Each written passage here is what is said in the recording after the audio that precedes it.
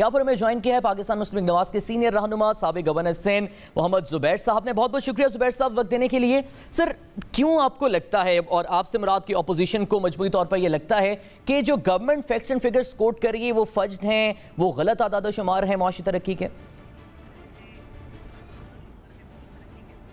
پہلی بات تو میں یہ بتا دوں کہ پہلے تو لیٹس ایزیوم ایک منٹ کے لیے فرض کر لیتے ہیں کہ 3.94 ہی صحیح نمبر ہوگا. ابھی تو خیر سال بھی نہیں ختم ہوا ایسٹیمیٹ اگر ہم بات کر رہے ہیں, تو یہ یاد دلانے کی ضرورت ہے پوری پاکستانی قوم کو کہ 3.94 ایک شرمندگی کا باعث ہے 3 سال کے بعد.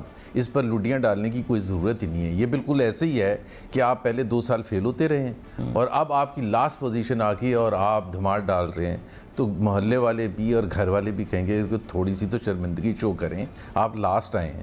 سو 3.94 از نو نمبر. ہمارا جو پہلا سال تھا, پہلا سال پی ایم ایل این کی حکومت کا 2013 میں جب ہم آئے تھے تو پہلے سال ہم نے 3% پر لیا تھا اور 4% کراس کیا تھا, اور کوئی ہم نے اس کے اوپر زبردست ڈھول دھماکہ نہیں کیا تھا کیونکہ 4% is just a very normal reasonable growth.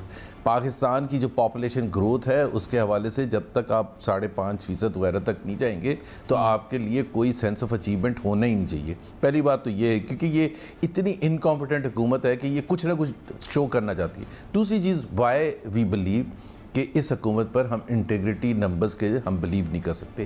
یہی جی ڈی پی گروتھ, یہی حکومت پی ٹی آئی کی, اور فسکل ایئر تھا 2019 جون جب ختم ہوئے. ختم ہونے کے بعد ابھی تو یہاں یہ پہلے کہہ رہے ہیں, اس وقت انہوں نے آپ کو یاد ہوگا 1.9% کا فگر دیا, 3.3% کا فگر دیا جولائی 2019 میں, اور 8-9 مہینے کے بعد خاموشی سے اس کو کریکٹ کر دیا 1.9%.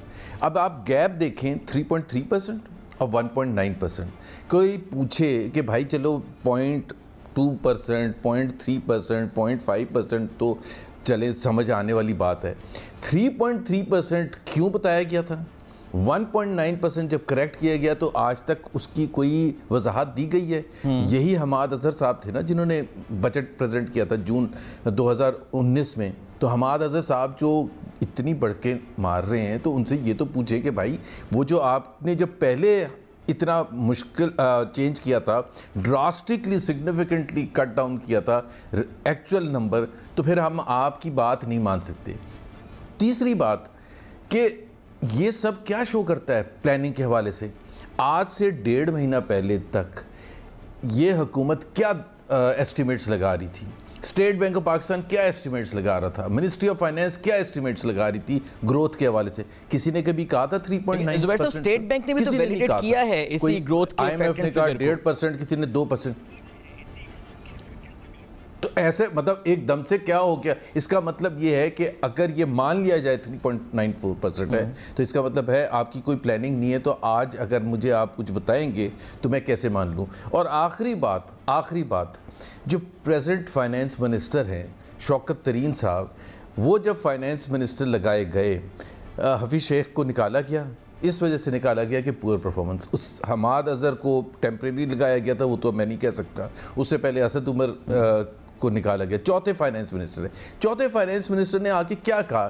2.5-3 سال کی پرفارمنس پر ان کے الفاظ اس حکومت کے حوالے سے تھے کہ معیشت کا بیڑا غرق کر دیا. شاہ زیب خانزادہ کا انٹرویو ہے, وہ دوبارہ چلا دے.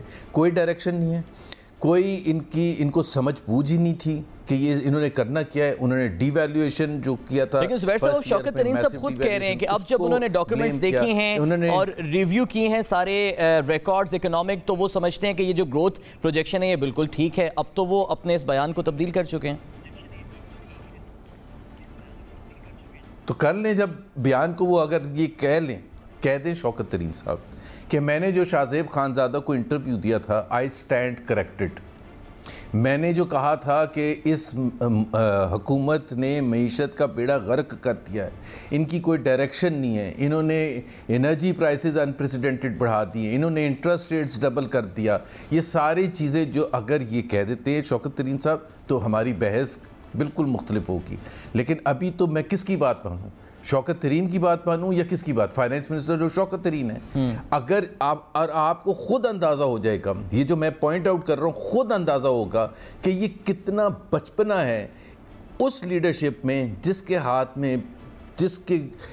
میں پاکستان کے فائنینسز ہیں، عمران خان اور ان کی ٹیم. اچھا زبیر صاحب، آپ چونکہ خود بھی ٹیکنیکل اکنامک نالج رکھتے ہیں سارے معاملات میں، گزشتہ سال کے اندر جو اسٹیٹ بینک کی جانب سے بھی سٹیپس اٹھائے گئے اسمال میڈیم انٹرپرائزز کو لون دینے کے لیے، کنسٹرکشن سیکٹر کو ریلیف دینے کے لیے، ایکسپورٹ سیکٹر کو ریلیف دینے کے لیے، آپ کے نزدیک وہ اتنے فروٹفل نہیں تھے کہ کسی حد تک بھی اکنامک گروتھ کو پروجیکٹ کر سکتے ہیں؟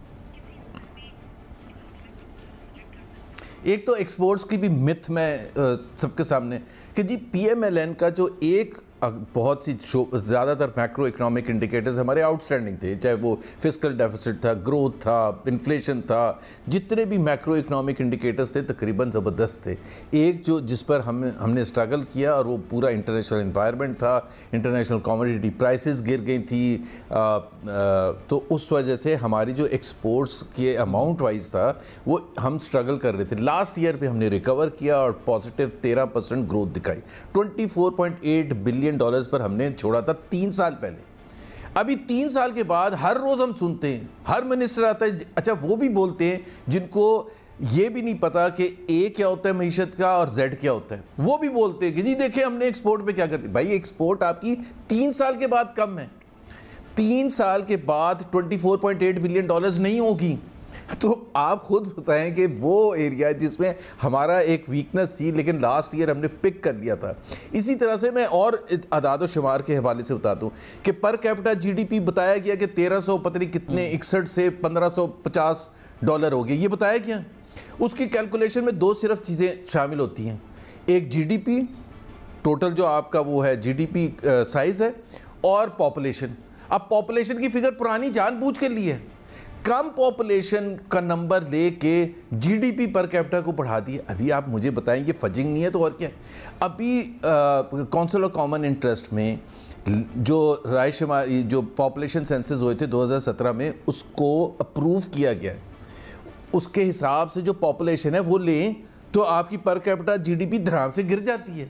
اب یہ تو بچوں والی کھیل ہے، اور پھر ہمیں یہ کہا جا رہا ہے کہ یہ ہمارے پی ایم ایل این کی حکومت نہیں ہے جو فجنگ کرتی ہے. اور میں آج آپ کے پروگرام میں آج ہم نے پریس کانفرنس میں بھی یہ بات کی تھی کہ آپ منسٹر جو بھی کنسرن منسٹر ہے پارلیمنٹ میں آ کے یہ کہہ دیں کہ پی ایم ایل این کی فلانی فگر فجر تھی.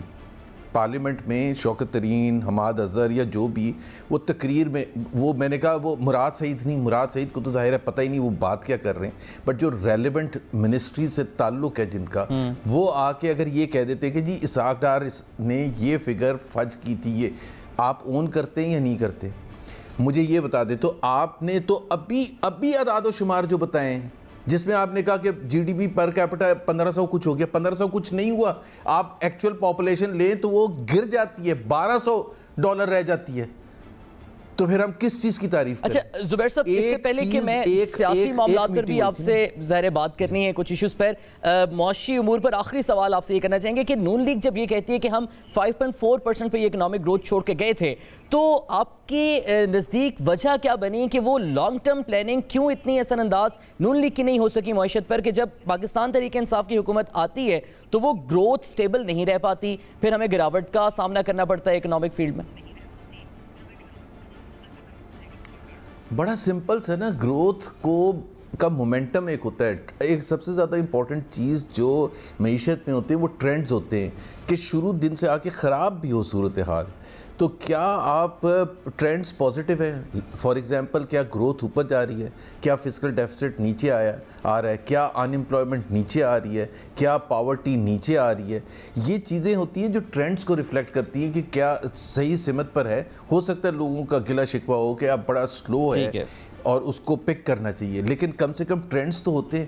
سو جب ہم نے اور اس کی وجہ سے مومنٹم بنتا ہے، اس کی وجہ سے گڈ فیل گڈ فیکٹر آتا ہے کہ انویسٹرز میں تمام لوگوں میں. ابھی آپ مجھے ایک چیز بتائیں کہ اس وقت جو پرسوں اعداد و شمار ریلیز کیے ہیں حکومت پاکستان نے، اس کے حوالے سے فورن ڈائریکٹ انویسٹمنٹ 33% ڈاؤن ہے. تو 33% ڈاؤن ہونے کا مطلب کیا ہے؟ جب انویسٹمنٹ ہی نہیں ہوگی تو جاب کریشن کیسے ہوئے گی، ٹیکس ریونیو کیسے بڑھے گا؟ آج شوکت ترین صاحب نے آج 3 سال کے بعد اس حکومت کے فائنینس منسٹر کہہ رہے ہیں کہ جب تک ہم ٹیکس ریونیو نہیں بڑھائیں گے، ایکسکیوز می ہم جب تھے تو ہم تو 20% پر گرو کر رہے تھے in spite of low inflation, in spite of very little devaluation, the two factors جو کہ آٹومیٹکلی پش کرتے. تو جب آپ کے پاس سینس آف اچیومنٹ ہی نہ ہو, جب آپ ایک انفلیٹڈ نمبر کو 3.94 کو زبردستی شو کر کے یہ گھر والوں کو شو کریں کہ میں پاس ہو گیا ہوں, تو پھر تو میرا خیال ہے کیا ہم کہہ سکتے ہیں کہ عمران خان کے لیے زبیر صاحب آپ سے اللہ تعالیٰ جلد سے جلد.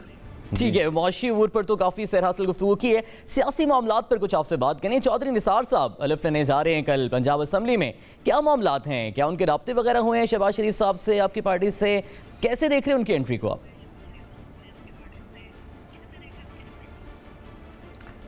دیکھیں نا, وہ پنجاب اسمبلی کا الیکشن لڑا تھا چودھری نثار نے, اور چودھری نثار سن 85 سے لے کے ہر دفعہ ہی نیشنل اسمبلی کا الیکشن جیتے تھے.